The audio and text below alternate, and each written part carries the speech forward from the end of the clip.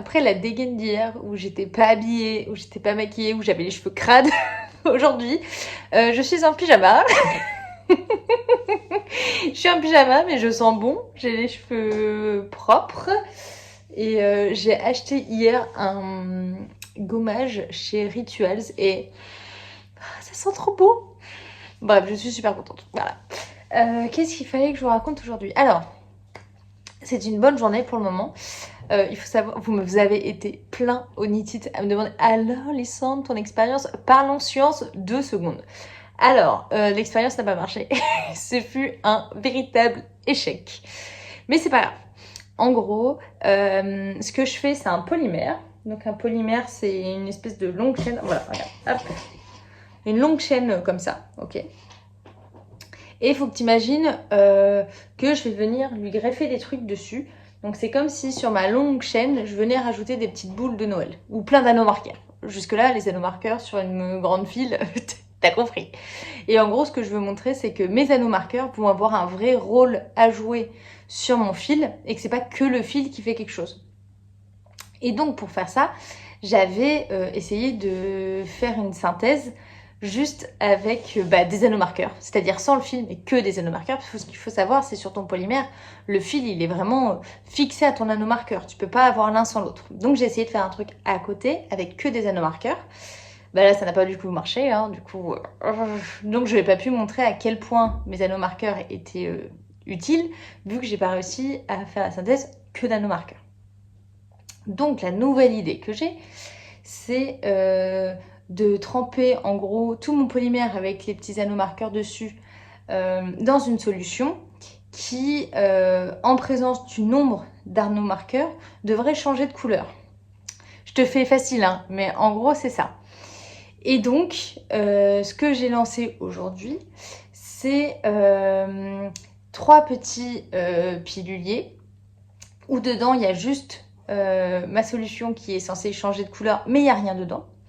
Et dans les 2 autres, il y a mon fil avec mes anneaux marqueurs, 2 identiques, pour qu'on puisse voir si c'est reproductible ou pas, pour avoir une notion d'écart type, tu vois. Et il va falloir que je fasse ça pour mes différents types d'anneaux marqueurs, parce que ce que je mets sur ma ficelle, c'est pas toujours la même molécule, donc pas toujours le même anneau marqueur. Genre, ça peut être un progress keeper ou quelque chose un peu plus long, comme un contrant, enfin, tu vois le genre. Et faire aussi juste ma ficelle sans anneau marqueur, pour voir vraiment que c'est mes anneaux marqueurs qui ont un rôle à jouer dans ce que je fais, et pas juste ma ficelle. Grosso modo, c'est ça. Et ce que j'ai lancé aujourd'hui, donc je sais pas du tout si ça fonctionne. En fait, j'ai un peu pompé cette idée sur ce que font les biochimistes. Et je sais pas du tout si ça marche. Ça n'a jamais été fait dans ce que je fais, donc on verra bien. C'est un peu la dernière chance, sinon je peux pas prouver ce que je veux prouver. Et donc je l'ai lancé, on verra demain. Donc on va faire de la spectro UV visible demain. Qu'est-ce que c'est la spectro?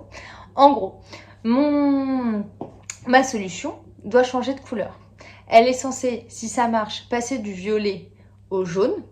Donc, il faut savoir que des anneaux marqueurs là-dedans, j'en ai pas vraiment beaucoup d'accrochés.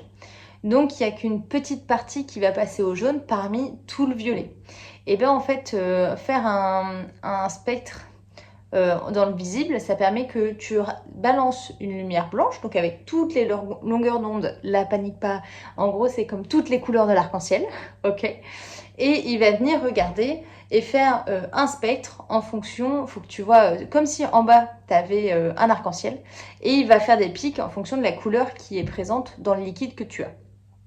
Et moi, j'aimerais que mon liquide témoin, il n'y a qu'un spectre un pic dans le violet et rien d'autre nulle part, et que dans les 2 solutions que j'ai lancées, j'ai un pic dans le violet, parce que j'aurai toujours du pic dans le violet, mais que j'ai un petit pic dans le jaune.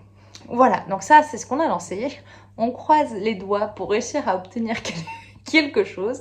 C'est un premier test, donc c'est normal que ça va peut-être un peu louper et tout ça. Mais déjà, la solution de début était bien violette. Je te mets une vidéo. Donc déjà là,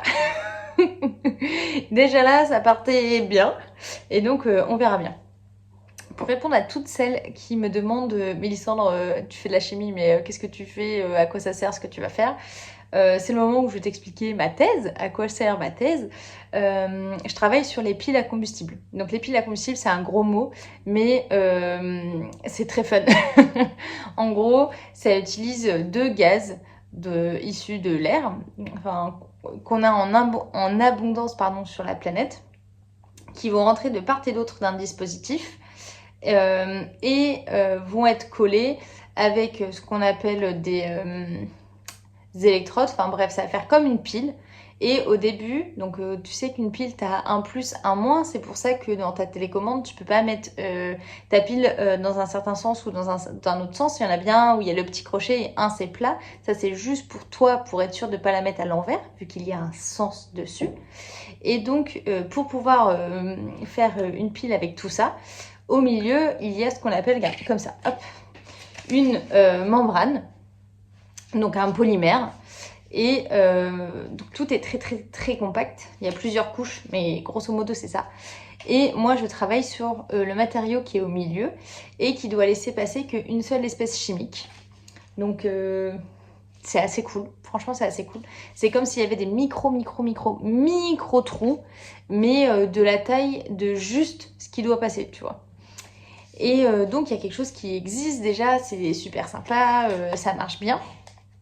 Ça s'appelle des PFAS, voilà. Mon polymère fait partie de la catégorie des PFAS. Donc oui, c'est le truc qui a pollué autour de Lyon, où il y a eu toute l'histoire autour de Solvay l'année dernière à côté de Lyon. Donc voilà, je travaille sur un truc vraiment pas tip top. Mais ce que j'essaye de faire, pourquoi c'est pas tip top? C'est pas tip top parce qu'on sait pas le recycler.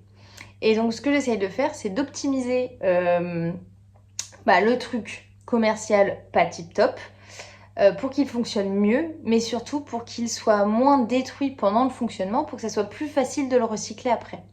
Parce qu'il faut savoir un moment chimie, hein, on ne pourra pas vivre sans les fameux PFAS. Hein. Les PFAS, tu retrouves ça un peu partout dans le monde actuellement.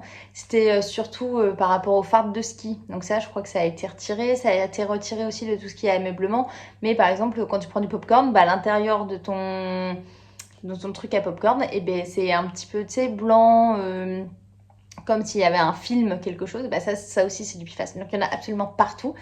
On s'en dépêtera pas, mais une des solutions, c'est de réussir à les recycler et faire que mon matériau se dégrade moins, favorise à ce qu'il soit mieux recyclé. Donc c'est tout bono, grosso modo. Et ce que je cherche à faire, c'est qu'il se dégrade moins, mais surtout, il faut que toute la température de mon système augmente pour avoir des meilleures...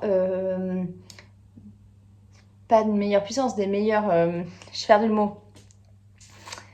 Propriétés, pour qu'elles émettent plus de puissance et puissent utiliser des réactifs au départ, des gaz moins purs. Donc on ait moins de problèmes de purification de tes matériaux, de tes matières premières.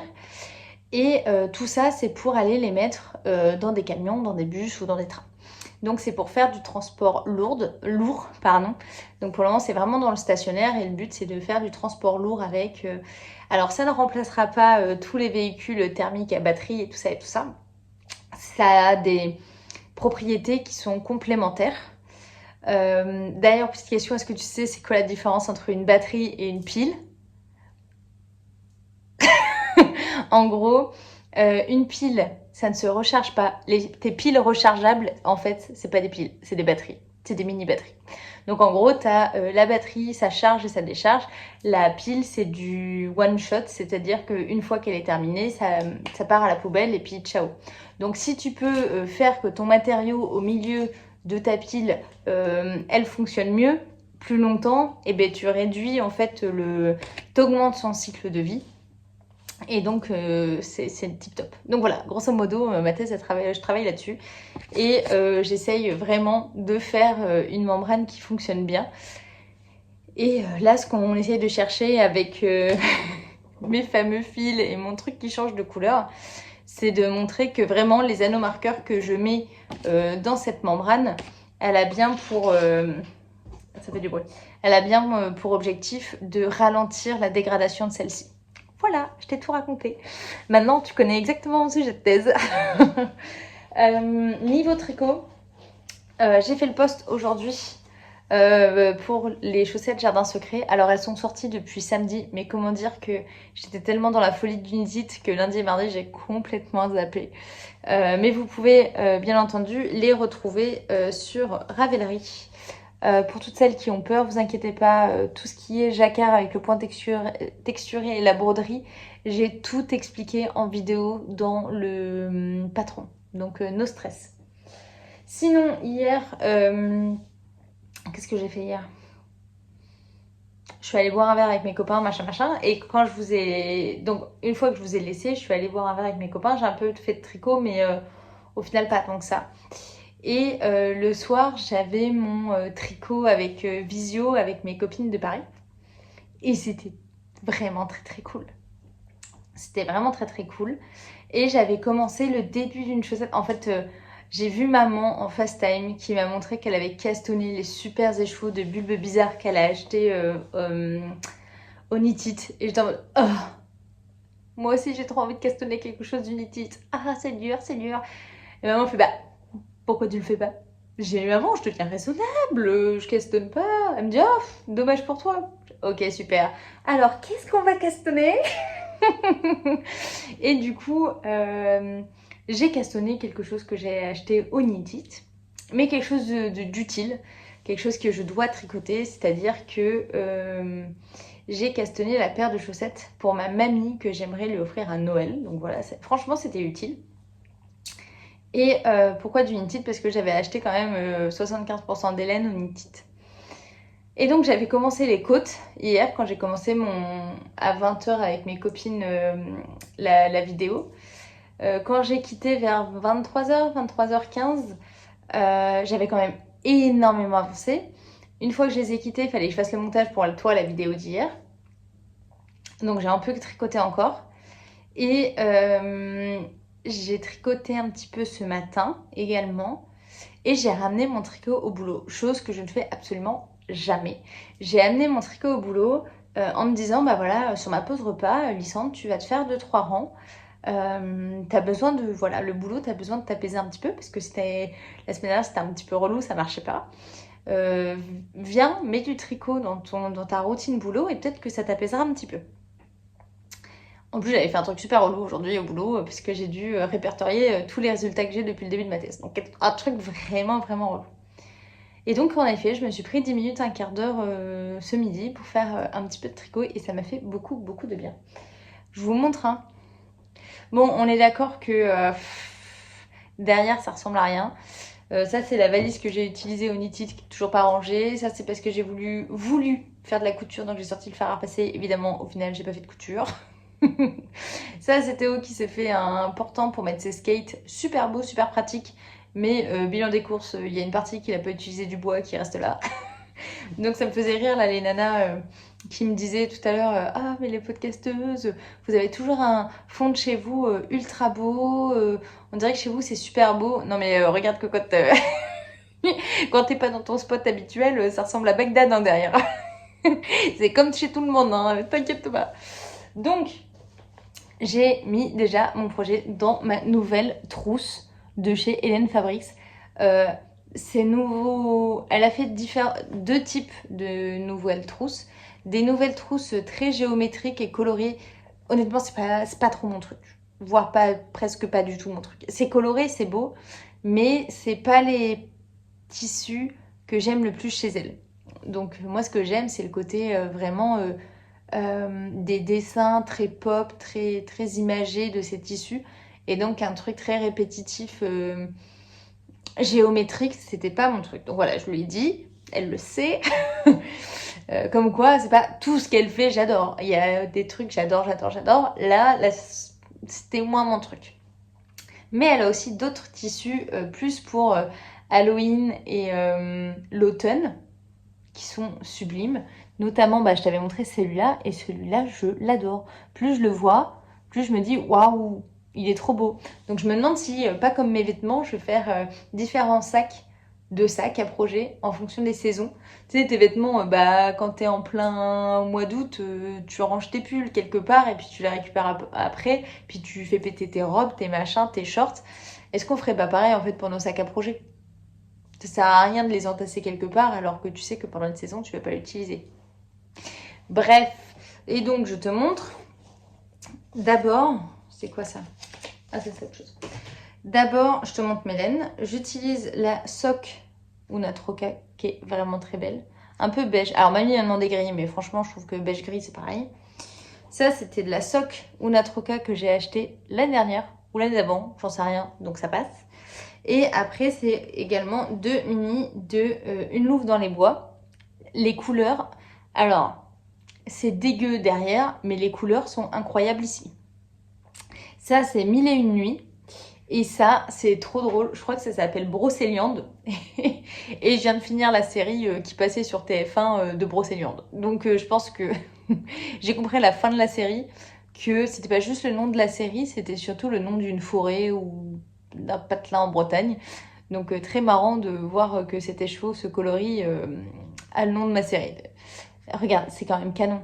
Et donc, je tricote tout ça ensemble. Tu vas me dire, Lysandre, c'est pas du tout trop tes couleurs, mais qu'est-ce que tu fous? Et je tricote les chaussettes avec des pensées de Charlotte Stone. Regarde-moi comme c'est beau ça. C'est dans quel sens que je te montre? C'est beau, hein? Hein, c'est canon. Je suis trop contente.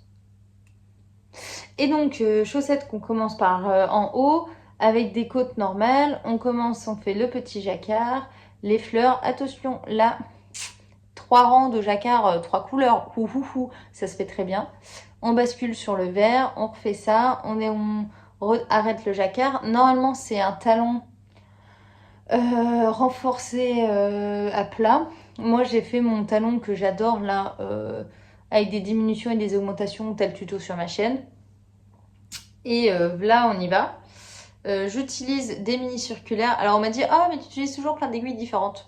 Je vous en parlerai plus tard. Mais là, clairement, toutes mes autres aiguilles pour faire des chaussettes, elles sont utilisées. Donc, j'ai fait avec ça.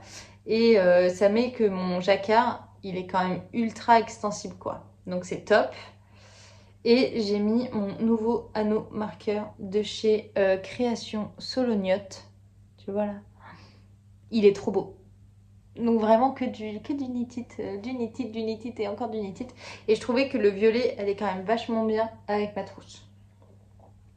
Donc voilà, il va falloir que je mette un progress skipper pour qu'on voit à quel point. Alors oui, au final, en une soirée et une matinée et un peu de midi, j'ai quand même fait tout ça de mes chaussettes.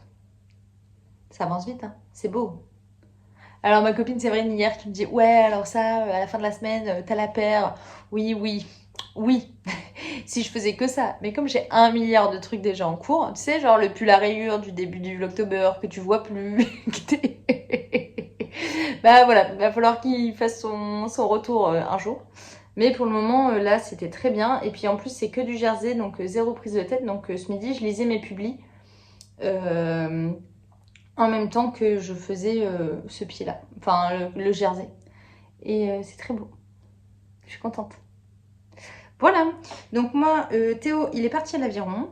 Donc entre nous, on va aller se mater une série et continuer un petit peu ce tricot qui, ma foi, est très satisfaisant. Je vous dis à demain. Et voilà.